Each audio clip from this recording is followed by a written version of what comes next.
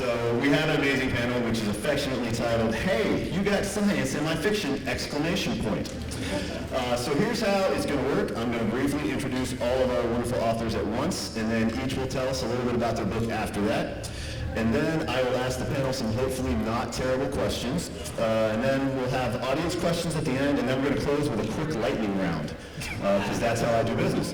Does that sound good?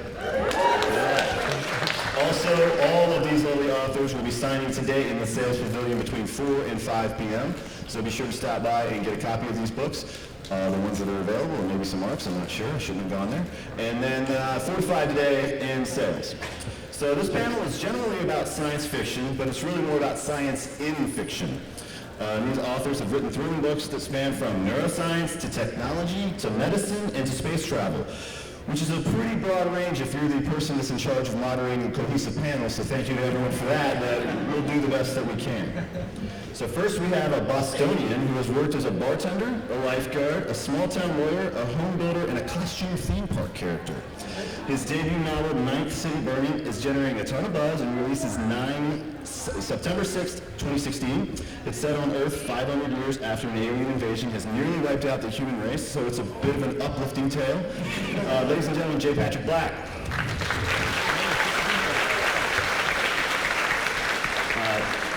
Next is an author of over 20 novels, including the WAYWARD Pines Trilogy, which some of you may know has been adapted into a major television series by Fox.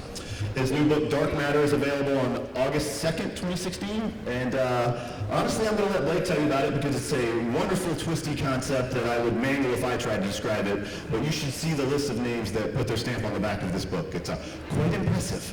So, ladies and gentlemen, Blake Crouch.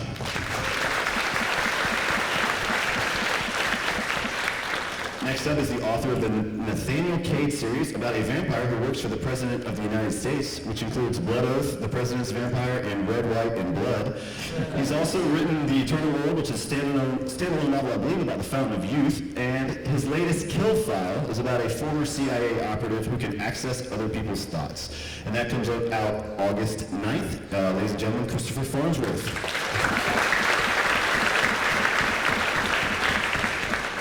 Our lovely costumed author next describes herself as, quote, mostly a dork and always uncomfortable. Wait, no! No. I think you look lovely in there. Yeah. Yes, we really do. Costumed author. Next is a Houstonian who has worked as this is a great list, neuroengineer, entrepreneur, inventor, special warfare trained Navy medic, stand-up comic, and actor.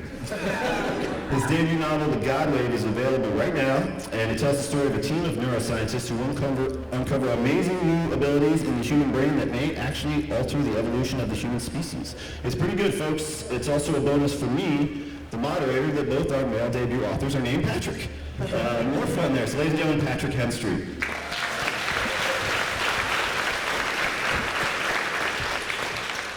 And I got too excited because of the costume. So now we're going to just go to the next author who describes herself as mostly a dork and always uncomfortable about author bios. So I'm going to let her fill in her own backstory because that seems to be don't go territory. Her debut novel was Because You'll Never Meet Me, and it was a 2016 Morse YA Debut Award finalist, a Carney Award nominee, and is currently available.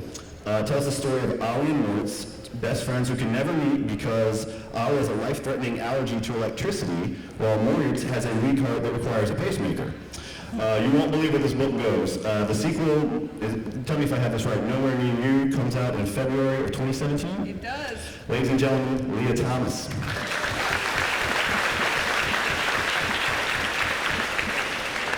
And last but not least is the #1 New York bestselling author of The Martian, a wonderfully hard science-packed novel that was adapted into a small art house film by some the same name and enjoyed a quiet limited release last year. And yes, it's yet another movie where Matt Damon gets himself stranded somewhere and the U.S. taxpayer has to go get him out of a jam. Ladies and gentlemen, Andy Weir.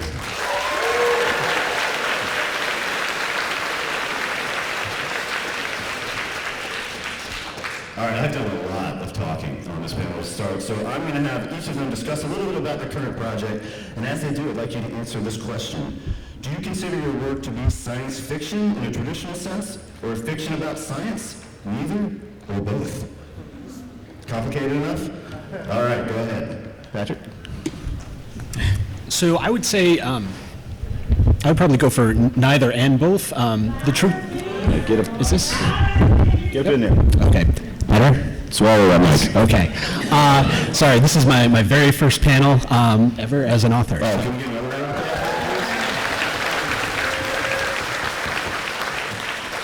So of course I would get to go first. I would say that where science really appears in my novel is in the method of science. Really, when I started writing this novel, I almost thought of it more of as a fantasy than a science fiction novel. I started with, kind of a sort of an out there premise and worked backwards, thinking about how people in our world, in our society, would deal with encountering something completely unknown to them, and the way that they would try to process that, try to study that, and try to turn it into something that they could understand and work with, even if it was, so far beyond experience and understanding. And that's really, where the scientific part comes in. The actual background premise, I wouldn't consider it necessarily too scientific.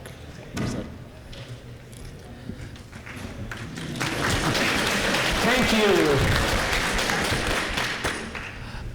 My next novel, which is actually coming out next week on July 26th, is, thank you. It's called Dark Matter. It's about a guy named Jason Dessen, who is a physicist. He lives in Chicago. He is a kind of a middling professor at a small college. He has a great family, loves his wife, loves his son, and he's okay in life. He's not over the moon, he's happy. But there's a moment 15 years before when he was in his late 20s and he was just really excelling and on the verge of this big breakthrough. But life got in the way. He met his wife. They started a family. He said, I'm gonna be this family man. I'm gonna step aside from all of these huge career ambitions. And when we meet him, he is walking home one night and he is abducted at gunpoint, and when he wakes up, he is in a world where his wife is not his wife, he's never been married, he doesn't have a son, and he is actually this completely different person who is the man closer to who he thought he was going to be in his late 20s. It plays in the realm of quantum mechanics, and I wouldn't say that it's a traditional science fiction thriller and that it leans more heavily into the science. I think of my books much more as being thrillers with an undercurrent of emerging technologies, and whatever field of science is capturing my interest and imagination at the moment.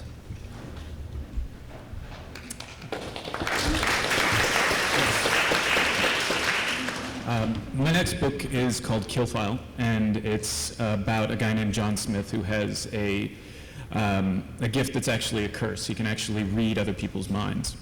And it came about because I thought I've always been fascinated by the idea is what would it actually be like if you could do that? And the more I thought about it, the more I thought that would actually really suck.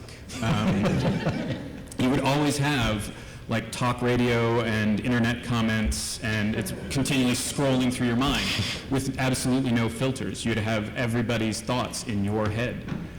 So what he is trying to do, he's a former psychic spy for the US government, and as one does, he tries to, he wants to simply, he's gotten out of government work and now simply works for himself.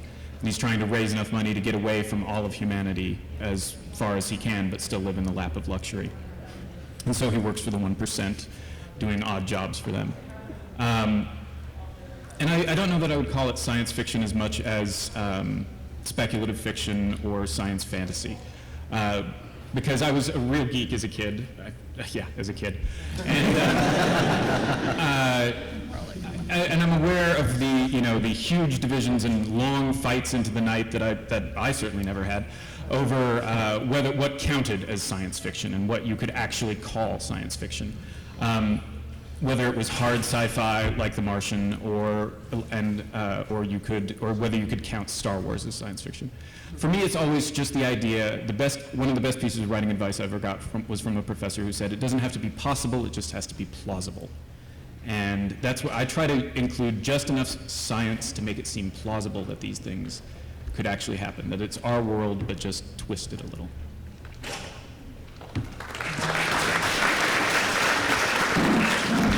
So I'm going to say the God Wave is both. If you were to term a book fiction with science, to me that's a textbook on a new theory. It's not really a novel. I think you have to have both put together. And for me, the science is the groundwork, the bedrock. In my book, The God Wave, is about primarily about EEGs and the inherent electrical activity of the brain. And one thing I've noticed in all my years of conducting these tests is that when you have your eyes open, you're in a state called beta, which is consciousness. It's around 14 hertz.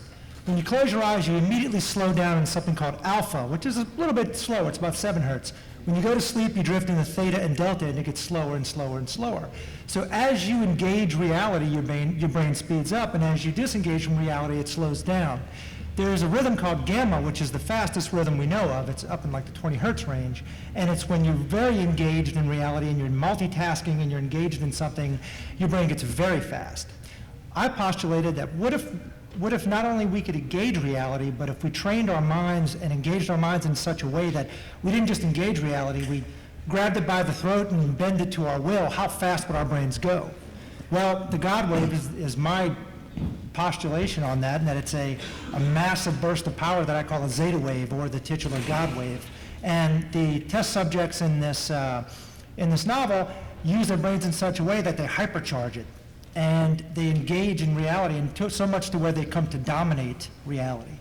And to me, it starts off with science and goes well into science fiction, which is how I wanted it. Overclocking going crazy.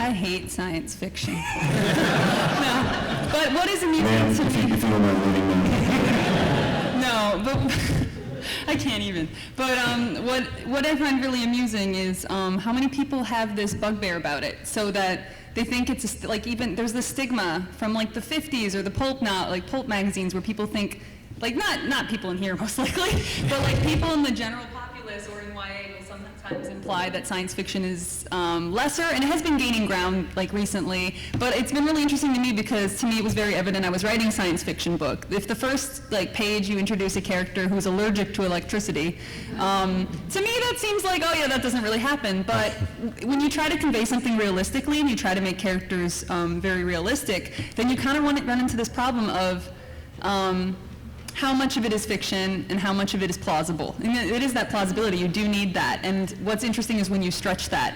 So in my first and second book, they're epistolary novels. There's the letters between two boys. One of them is 17 and in Germany, and he kind of has a daredevil situation going on. He has no eyeballs, but he sees through echolocation.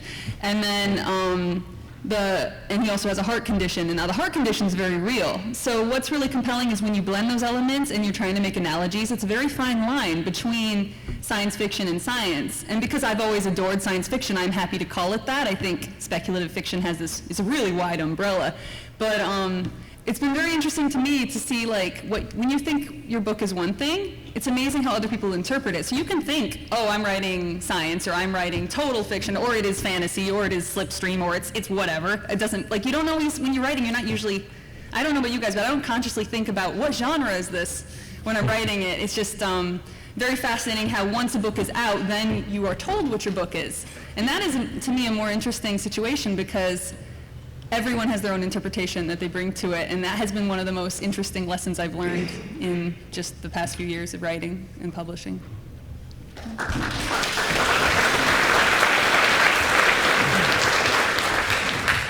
Well, I definitely consider I try to keep all the science completely real, and so for me, I'm really just writing fiction.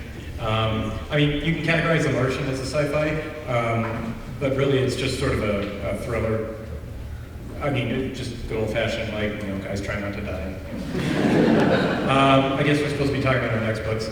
My next book takes place in a city on the moon, and it's another, like, all the science is real type of book. So in terms of, like, classification, it's just like she said. It's like, I was surprised when I wrote The Martian, I assumed, well, this is sci-fi, of course. And people are like, no, it's a thriller. Okay, if that makes you feel better. The Barnes and Noble effect. Like, it has to have a shelf, people. It has to have a shelf. Well, no, I've received, emails with long, complex dissertations about how the core value of The Martian is the unspoken love between Mark Watney and Chris Beck. Spoken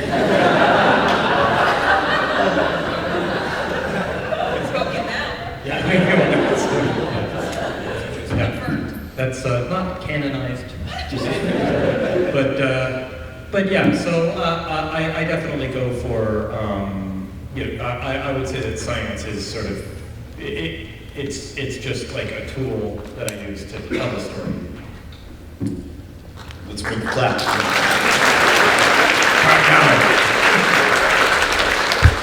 You guys are a really clappy audience, and I like that about you. No, thank you. I haven't done anything. So when I was trying to come up with themes for this, the one thing that I noticed that unified with nearly all these books, actually I'll say all of them, is they're all focused sort of on the power of the human brain in some way or another. Like, what did you guys find so fascinating about it? And that applies to you down on the end of Martian, because he really just sits down there and solves problems the whole time, and more directly than the rest of your book. So, jump out wherever you want to, but why did you guys focus so much on the brain?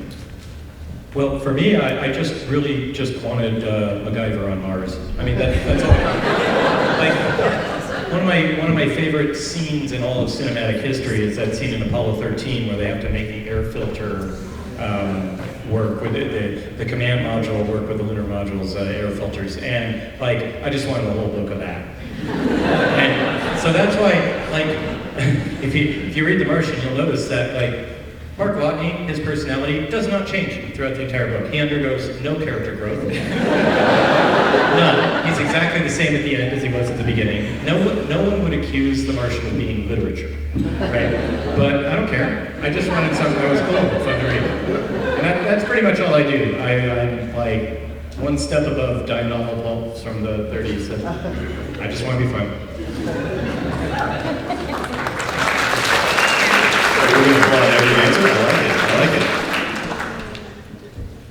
I guess where that is involved in my first two books is the misfiring of a brain.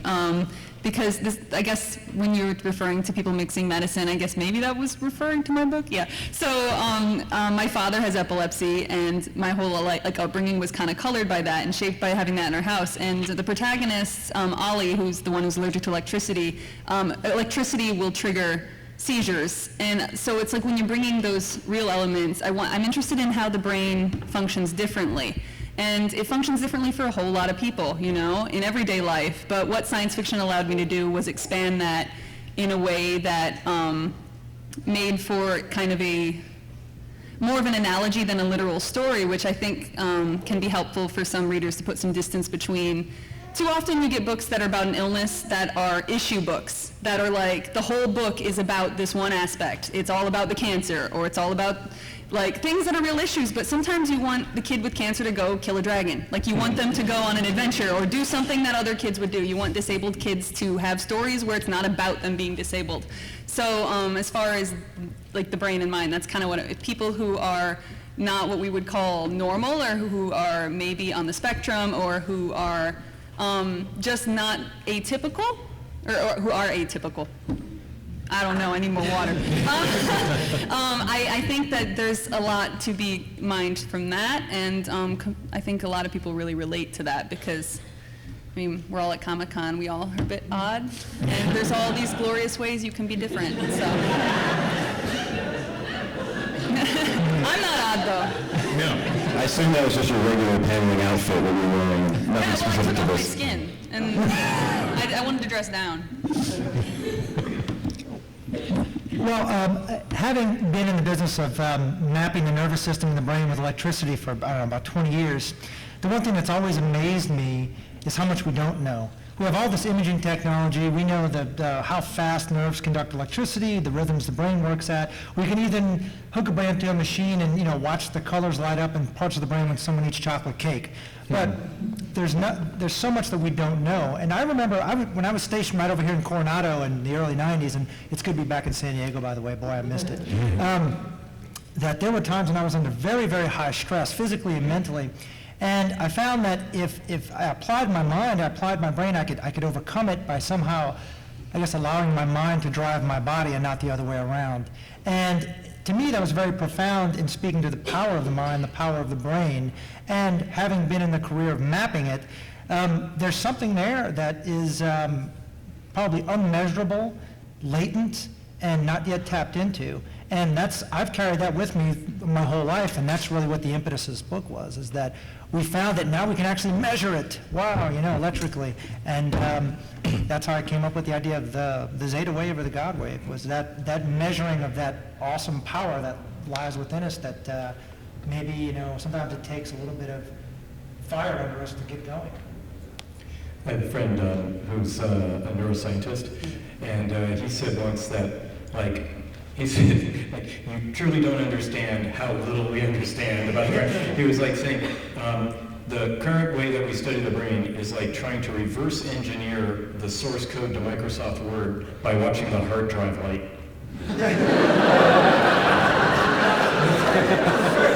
That sounds hard. That sounds very hard. It's well, we noticed that when you save, it starts blinking. At least we're not trying to figure out that swirling ball of death that you get, you know, that. It's awesome. Well, and I think in addition to that, you know, beyond just not fully understanding how the brain works, we also can't always control it. So it's the sort of thing where it's really our most powerful tool, and yet sometimes it's going to just fly off the handle and nobody knows how to fix it and nobody really knows what's wrong. And my story involves kind of a power that may or may not be supernatural, but it responds to psychology. And if I love how you avoided the word magic right there. Well done. A lot of my book is also about avoiding using the word magic. But that will respond to psychology, and if you have such a powerful tool at your disposal, you've also got to figure out, you know, how to keep it under control, how to put it in a cage. And, you know, I think almost all stories are just about people trying to deal with the workings of their own brain. It's that little flashing light, I guess, right? With the dark matter, it was the, oh, I'm sorry, I stepped on the glass. The clap has been losing momentum on the answers, so now it can happen at any time. Never been on a penalty clap for everything. I know, this is getting scary. We're gonna have to leave by a back door. With dark matter, I really wanted to, I'd never written a protagonist who's a genius, who could just, you know, overcome things not just by running and his brute strength. I wanted someone who could just do it with their mind, who had to solve problems, the hardest problems. And I found it incredibly difficult to write that kind of a character as opposed to the heroes I'd written before. Like Ethan Burke, who is the hero in Wayward Pines, is a smart guy. He's very adept. He's very self-aware. But he's not a genius. He just comes into this town at a very pivotal moment, and helps them get through this incredibly difficult time. With Jason Desson in this new book, the idea of writing a genius, I'm not a genius, and it's fascinating when you think, well, how do you do that? And you just end up having to spend so much time on Wikipedia and Scientific American learning things you don't know. It becomes much more of a process of learning. But it was fun. I had the same problem with Mark Watney, who is way smarter than me. And but the cool advantage, of course, you have as a writer is you can spend like 6 weeks carefully crafting a plan that your protagonist would something like that. So you got this time compression advantage. It's like the David Mamet line. You know, how did you solve this problem? Well, I thought of a smarter man, and I imagined what he would do. And that was actually what I was trying to do with John Smith and KILLFILE too. I was trying to come up with an action hero who actually used his mind, not in the same way that Blake's talking about, though. I mean, a guy who actually would cripple you with his mind, which is very unfair. But yeah, it's based on this real attempt in the 50s and 60s of the United States to create psychic soldiers, to create people who could cripple you with their mind. And what makes mine fiction is that the millions of dollars we spent actually worked. So that's what I was trying to see. I've done a lot of action heroes and a lot of action scenes, and I wanted to see what would a guy do with telepathy that was weaponized. There have been a lot of telepaths in fiction. How could you actually mess somebody up with this?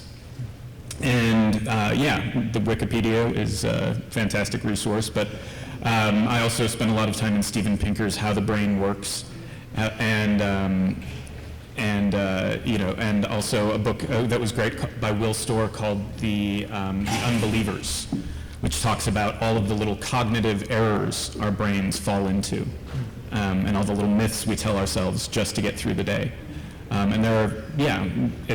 It is fascinating how little we actually know about what's going on inside our own heads. And I realized I forgot to hold up this book. I'm sure none of you have seen it, but this is what it looks like from Andy's book.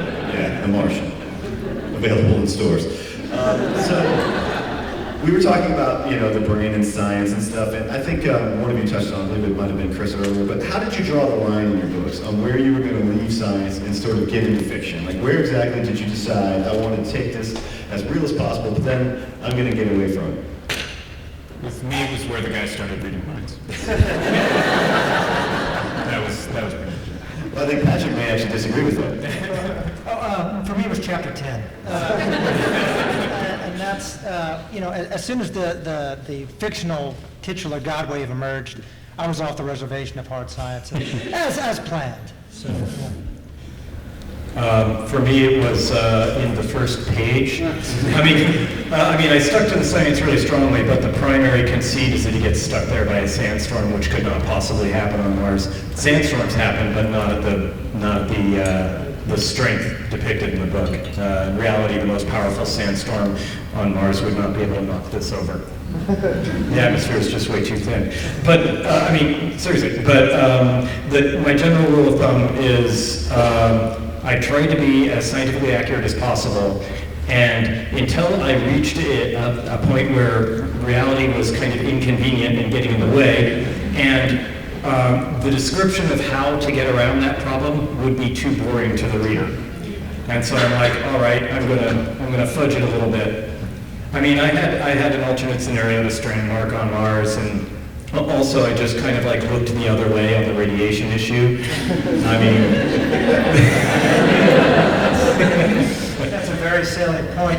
For me, neurodiagnostics is very dense and very technically oriented, and I had to stray away from writing a technical manual. And so I had to really dress it up, and some of the technology even is pretty and colorful that doesn't exist, because when you get into the nitty-gritty of neurodiagnostics, boy, it's not something a lot of people enjoy reading. So yeah. You have to make it. That's a really hard thing to avoid when you're writing. It's it took me a long time to write this book. It should take you a long time to read it. You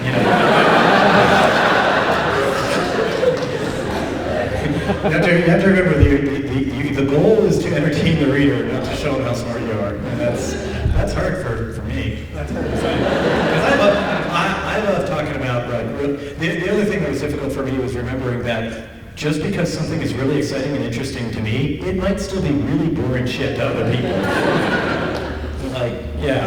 So I had to dial it back. My current book, the one I'm working on now, takes place in the city on the moon. And I carefully worked out the whole economic system by which the city on the moon exists, why it exists, why this is the most economically feasible way of doing things, and why it turns a profit. And I'm like, okay, if we learned anything from The Phantom Menace, it's do not start a story with a description of supply-side economics.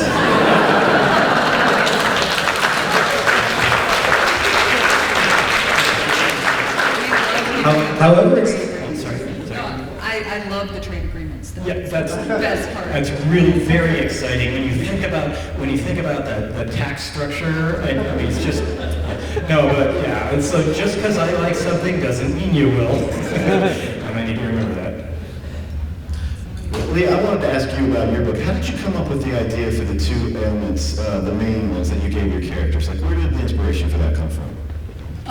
Well, I was living abroad. I was teaching English in Taipei, and I got quite homesick, which I didn't anticipate because, I don't know, I'd been away from home before. And I realized that, like how privileged we are to be able to contact those we love. Like even years ago when you had to write letters, like now how that can be instantaneous and how much of our social life is determined by having social networks. And I wonder how many friends I would have if I didn't have those things. You know, because I think You'll be fine. Yeah. Well, no, because we rest on our laurels and we get so comfortable with like, oh yeah, she's fine. I saw her on Facebook. You don't actually have to make contact with people. So I wanted to write a character who was this really gregarious kid who would love to make friends who couldn't, because I felt like I kind of wanted to draw attention to something. It wasn't like critical of society necessarily, because I mean I love technology. For the most part, I think it does a lot of good. It can go either way, but to me it was very fascinating to imagine growing up in this world detached from it. And so I definitely wanted to create an ailment in that regard. Now, you can't be allergic to electricity. It's ludicrous. Like, you know, you could tell me about the brain and the electricity in the brain, and like, but it's kind of got that fantastical.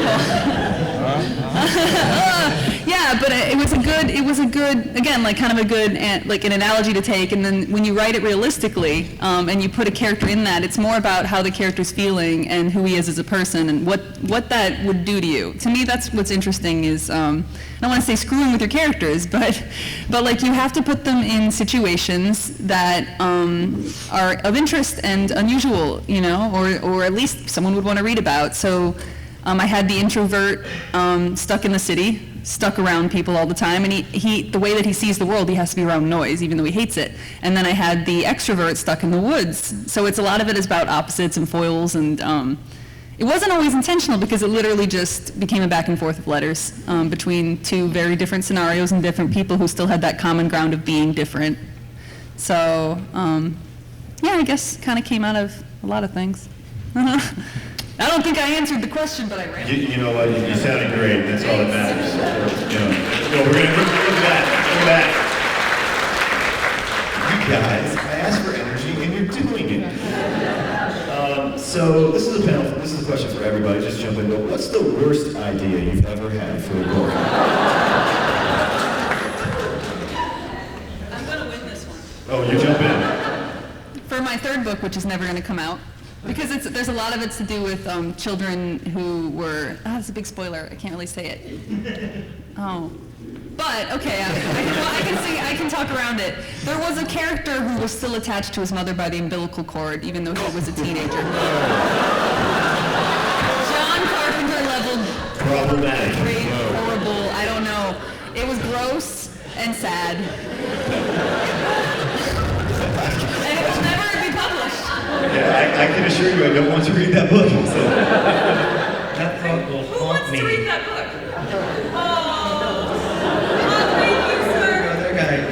Look, there's people actually leaving because of that answer. Top that, y'all. Gentlemen. I've got a very tame example compared to that. Oh my God. It was a time travel paradox thing, and then I thought, well, what about quantum physics? And then it kind of negated the whole idea. And I was like, well, I just obliterated my own idea with my own theorizing. That was too tame. Well, I have a few.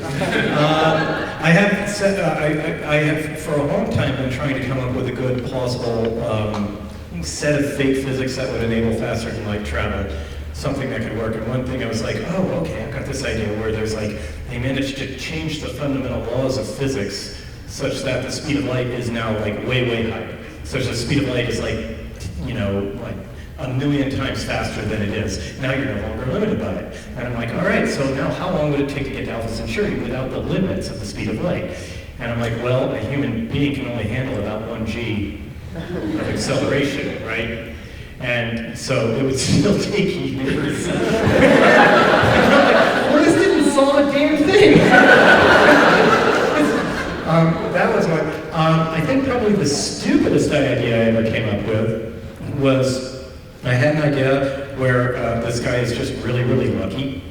But in the end, it turns out actually his cat is really lucky. Go on. And the cat likes him because he's, that's his human, and so nothing bad can happen to his human because the cat likes him, and the cat is super lucky. So that one's pretty stupid. I'd really like to see that pitch meeting after. No, guys, you don't get it. It's the cat. It's the cat. No, we get it. We do get it. Would Matt Damon play the cat? I don't know. And then the end, ... question mark. Yes, of course.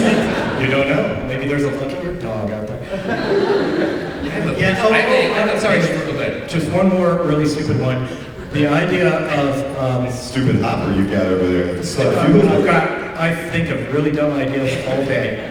The Queen of Spades from a deck of cards ends up being turned into a person, and so she's like a human, and she has special like card-related powers. The cards of the deck will obey her commands, and so she makes money as like a pro tour Texas Hold'em player. Boy, it's astounding how lucky you are. You wrote The Martian first.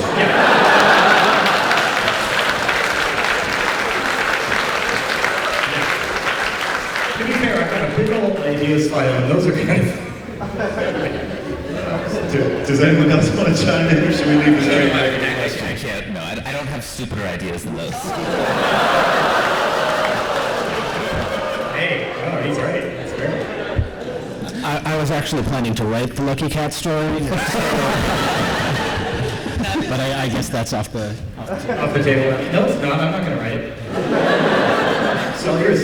I got one. Okay. It's very quick. Nazis on the moon. It's been done. But that's Iron as Sky. much as I had. That was like the whole thing. I sat there, Nazis on the moon. Iron Sky. So it's a derivative bad idea.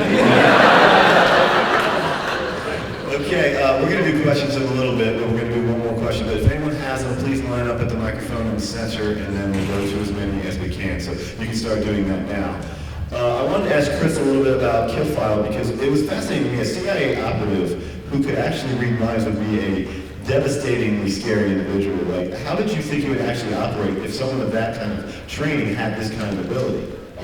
Yeah, I think it would be terrifying because in real life we're freaked out enough as it is by the idea that the government is reading our emails and reading our internet postings and our social media. It's one of those concepts that in real life is genuinely terrifying, and that's why it's got to be safely within the realm of fiction. And for me, the really scary and interesting part about it is that for a long time, the military and the government were dead serious about it. They really thought it was a weapon that could end war, and they're still attempting to do this. Now they've moved on to, DARPA is moving on to technological means. They're just completely fascinated still with the idea of telepathy. They're working on something called a brain-machine interface that's supposed to be able to download thoughts into your head, like the Matrix. Sure. This Patrick can probably tell you more about that. Patrick, can tell you about the reality of that.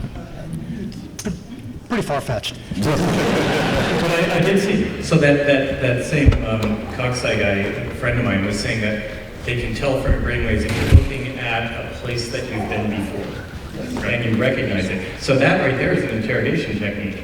Like, let's say you think some guy robbed a bank, and he's like, I've never been in that bank. Like, here's a picture of the bank. Oh, according to your brainwaves, you have been in that bank. I mean, that's mind reading. It's really low level. That's real. There's a great short story by Arthur C. Clarke called The Ultimate Melody, which was the first person to really touch on that. He tried to, using an EEG to find the most saleable piece of music, and he really opened the door for that back in, I think it was written in the 50s. That was an excellent piece of work. I love that one. Yeah, that's great. Read it. Okay, I think we've got some questions at the mics. If you want to go ahead and step in. Is the microphone on? Are there any buttons on the microphone? Well, why don't we have some more, so just yell it out. Yeah. So, how much of an obligation do you feel to get your science right for the benefit of your reading? The question was, how much of an obligation do you feel to get the science right for the benefit of your readers? I think it's important to be accurate when you're presenting like the baseline theories. Like all of our books are based on established, accepted theories, and I think it's important to present those correctly. And when I finished Dark Matter, I sent it to a professor at USC, and he read all the science passages and just made sure I was not going completely into left field on the core stuff. I mean, but at some point you have to break away from that, because I mean, if we actually solved all the problems in our books, we would all win the Nobel Prize. Worthy goal. We got one clapper up here. Good job. Next question. Hi, my question is a little bit long, sorry. You've written down a question, haven't you? I have, but that's because I get very flustered. Subsection A.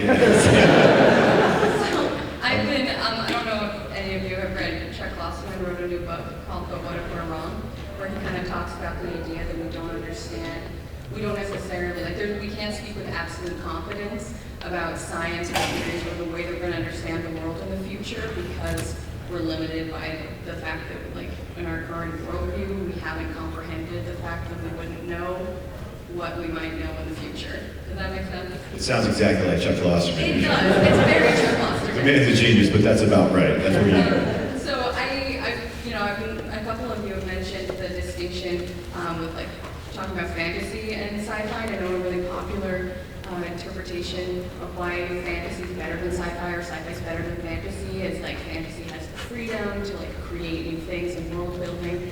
And I'm just wondering how you guys kind of handled that concept. Like, do you find it as an obstacle, or do you kind of see it as the same type of world building to speculate on what science we might have in the future, what we might know? This is actually a good question for you, Jay Patrick, if you want to jump in there. Yeah, I think when, with science fiction and with fantasy, but, with reference to science fiction specifically, there's a point at which you need to kind of depart from the realm of the known.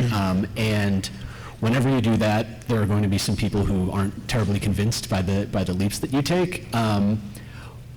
But I feel like if we pay attention to the human part and the societal part, and we think about how I would react to being in this other situation, whether it's telekinesis or a world where NASA's well funded enough to send people to the moon, or lucky cats, or lucky cats. I think it's the reaction of the people in the story that is the most important to maintaining the plausibility. Did you get a satisfactory answer from that? Or I would, but I would, I would welcome anybody to jump in if they had a. Answer my question. You guys just talked at the same time. Yes. Okay, so really central to sci-fi is the concept of problem solving. So do you ever add more things to your books to break so that your characters can fix them? Andy. Believe it or not, coming up with problems for art wasn't the challenge. There's so many things that can go wrong if you're stranded on Mars. The trick was making sure that there were possible solutions. I killed them in my mind about 100 times. Fortunately, as a writer, you can cheat in all sorts of ways. I'm like, oh, there's really no way for him to survive this problem, but it's a cool problem. Now, if he has this one little bit of technology, he could solve the problem. So what I'm going to do is go back and mention it from time to time throughout the novel. Potatoes. Actually, that was the core conceit of the story, though, was a guy stranded in Hestic Farm. So that one was there from the beginning. But the RTG that he had to heat the rover, I fabricated that whole thing and then retroactively put it in there because I could not find any other solution for him to extend the range of the rover. So. Sir, the Waffle House t-shirt. By the way, the Alcubierre drive, that gets around the acceleration problem. If you have looked into it. There are these nerds, like in Vermont somewhere, 50, 60-year-old, they've got a contract, a legal party, whatever, they're actually trying to develop one in their garage. It's hilarious. There's also government research on the site. Right. Sir, do you have a question for the panel? So I was just curious, when you're doing research, do you enlist help doing the research? And if you're enlisting help, like, do you actually pay people, or are you just constantly trying to get people to volunteer their time for you? Do you say, could you please give me an hour or two, or meet with me over dinner and tell me this stuff? I'll give you free food. Yes. I was a reporter before I did this for a living, and yeah, I've always relied on the kindness of strangers. Like for KILLFILE, I talked to the head of algorithmic trading at Bank of America just to make sure I got the stock trading parts right. There were doctors who read my biology stuff in the eternal world, and people are generally pretty cool with their time. They've been pretty great. My primary research tool was Google. I didn't talk to anybody. This I works didn't know out. anybody. We'll do one last question, and then we'll do the lightning round, so make it good. And you can bring the mic down if you need to, it's okay. Hi, I wanted to know or ask about, so a lot of more recent sci-fi movies having to do with the universe coming to us, with aliens coming to us, and general weird things coming to humanity. If right now we had the technology to be going out there, do you think that humanity where it is ready for the universe? Or if the universe is ready for us? Probably not. I think a society that has been able to master interstellar travel would be far more cohesive than ours is. I think there's just too much infighting. And until you identify your society as a planet, as we identify ourselves as the denizens of planet Earth and not the denizens of Omaha or Texas or Austria, I think that I would imagine that a society that has moved toward a planet-to-planet view would have a more cohesive planetary outlook, which we don't have. And I think that's probably crucial to getting out there, to having that, otherwise it's the Americans in space or the Europeans in space. It should be the humans in space, and I don't think we're there yet.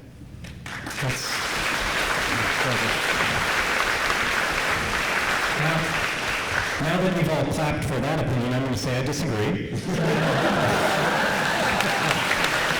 Wait, he has to back that up, guys. Hold on. No, my opinion is that limited resources are the cause of most of our conflicts, and if we had interstellar travel, most of that problem would go away. And so we would be different peoples with different cultures, different societies, and different identities, but not significantly different than the way the United States is now. Like we have, people from California have a unique subculture, people from New York have a unique subculture, people from Georgia have a unique subculture, but we all identify as citizens of the U.S. And I think with unlimited resources that interstellar travel or even good interplanetary travel would afford, like most of the internal conflicts we have would go away. That's my opinion. All right. Now we're going to do the lightning round now.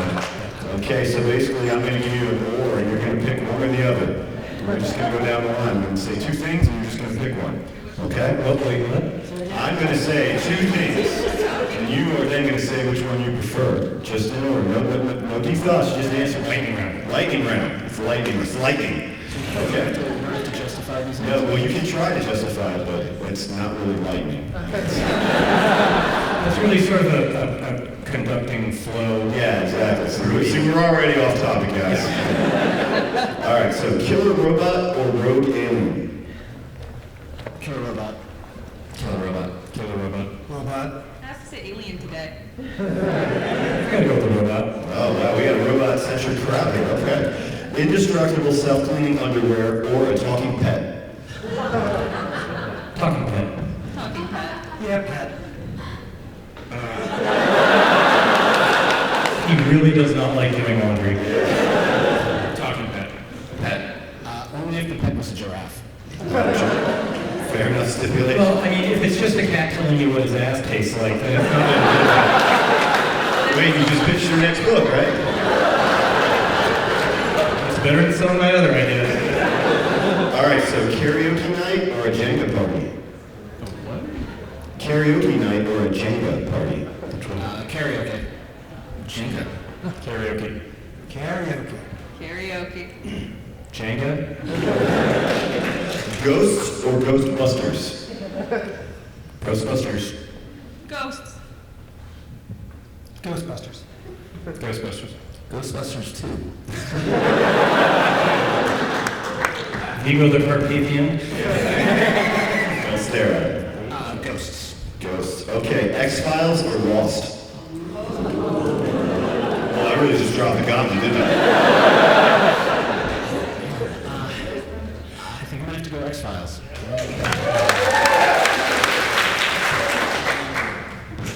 Lost. Chill, fill the room. Lost. Yeah, I'm gonna go with X-Files. I'm not a fan of either, sorry. I'll go with Lost because I really love time travel. Okay, Admiral of Starfleet or an X-Wing squad leader? Admiral. Admiral. What was the squad leader? X-Wing squad leader. Oh, excellent squad leader. Admiral. Squad leader. X-Wings. The correct answer was X-Wing. And one futuristic gadget that you would truly like to have. And while you think about it for a second, I'll give you mine. Mine is the bagel fish. Because that would be pretty awesome to be able to understand anything anyone ever said to me at any time. So this is a little bit harder because this is actually, you have to grasp the answer from the air. But shoot. So I can't have the underwear one? You can go. Can I get that and my talking pad? That's, wow. He gave the question, folks. That's an expert right there. He's doing great. First man. Faster than light. I want the faster than light. TARDIS.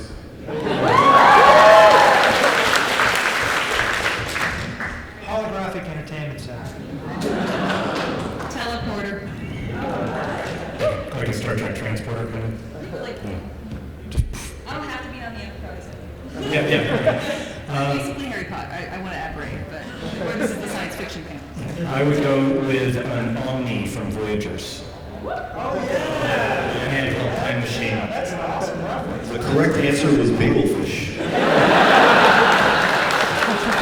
So, and finally, tell everyone a book you're reading right this minute or a book you would recommend right this minute. I was too busy talking to him. Sure.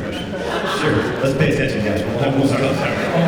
So, a book you're reading right now, or if you're not reading anything at the moment, what you would recommend? I would go with Ready Player One. There's this great manga series called Vinland Saga. It's about Vikings, and it's amazing, and not enough people read it, so that's what I say. I would go with Sleeping Giants by Sylvan The Sudden Appearance of Hope by Claire North. It's fantastic. It's about a book. It's a book about a woman nobody can remember. The Dark Tower series by Stephen King. So I was actually reading The Vegetarian by Han Kang. Nope. The correct answer was Virals by Brendan Reichs. Thank you, everybody. Appreciate it.